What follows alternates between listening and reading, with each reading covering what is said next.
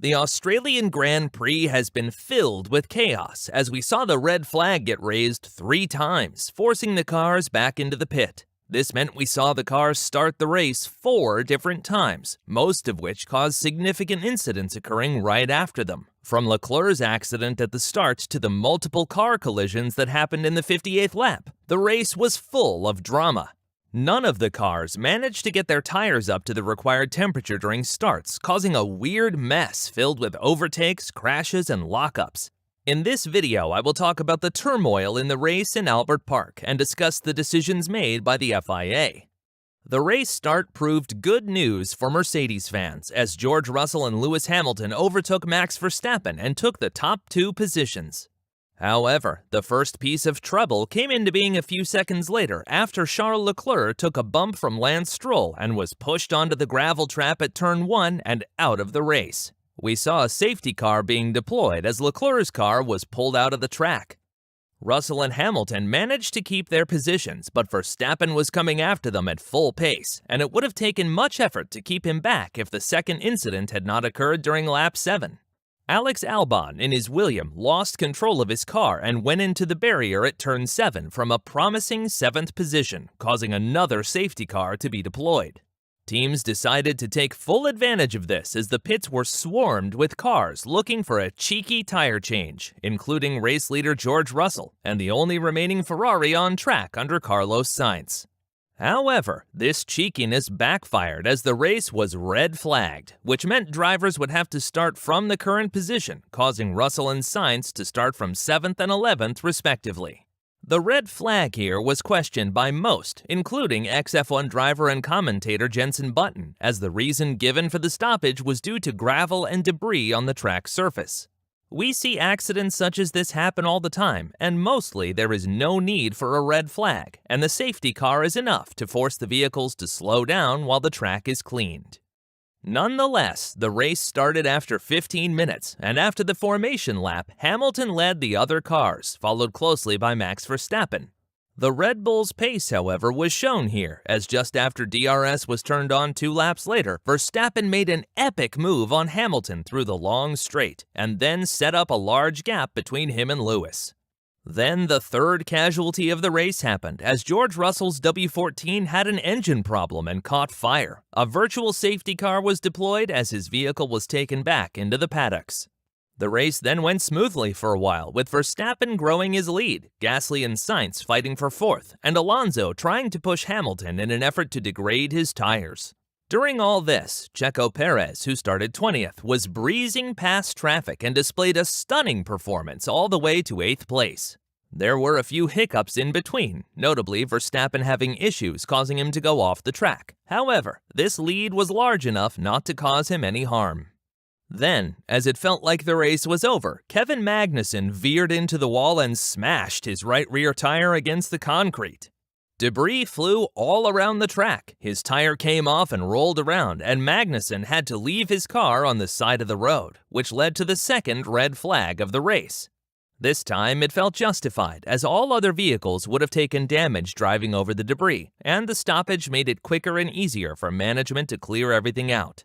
However, this led to the podium's top spot being open for competition again, and all cars changed over to the soft compound tires to get the most grip possible. With just 2 more laps to go after the formation laps, the drivers lined up on the grid. With Verstappen first, Hamilton second, Alonso third, and Sainz fourth. Whoever had the best start would probably win, as there were not enough laps for DRS to be activated. Commentator David Croft deemed it a super sprint, as fans were glued to their screens to see the outcome. The lights turned green, and all the cars raced towards turn 1, but not all would go well from there. Alonso was bumped by fellow Spaniard Carlos Sainz, causing him to spin and drop down to last position. Nick De Vries and Logan Sargent crashed and ended their race on the gravel trap just like Leclerc.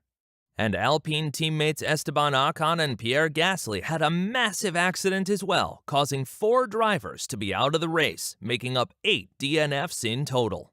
The race was red flagged again, and with just 1 lap remaining, the cars made it back into the pits. The real controversy begins now, as with just 12 cars on the grid and with such a different order of cars than when the race restarted, everyone started wondering how the race would end.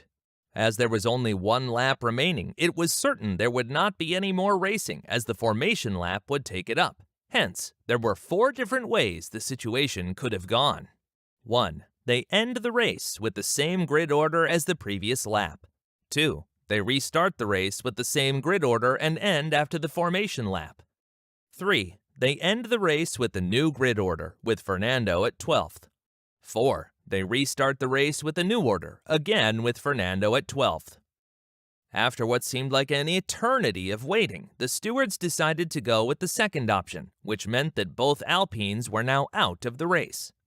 Pierre Gasly had a fantastic race and managed to stick into 5th position by fighting Lance Stroll.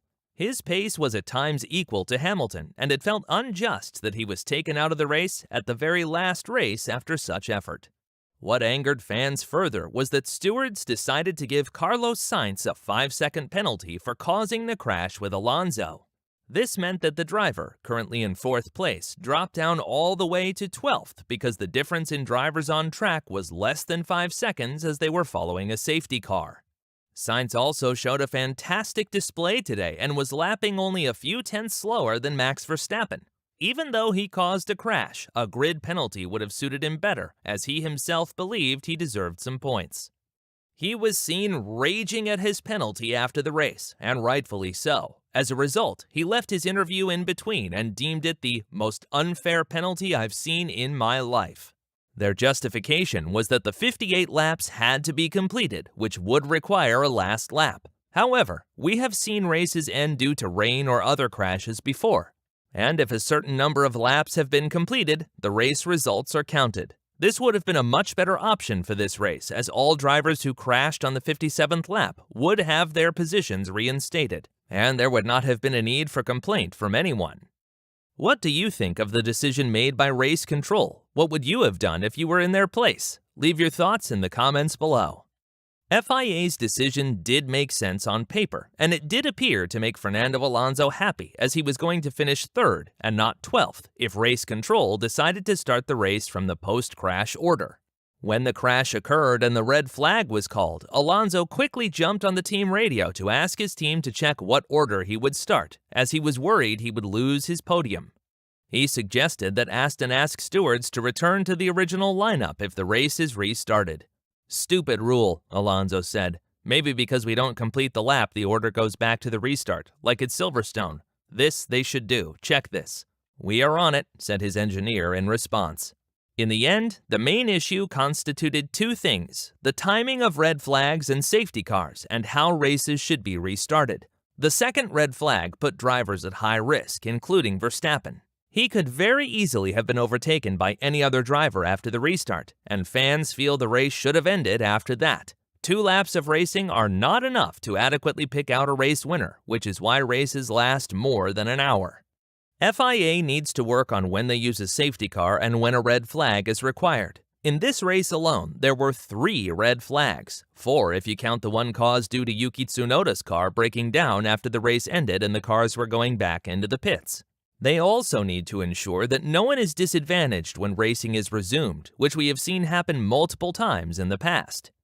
Still, this race was filled with drama, overtakes, and pure Formula One magic. Unlike predicted, a fight was always going on, and many positions were exchanged.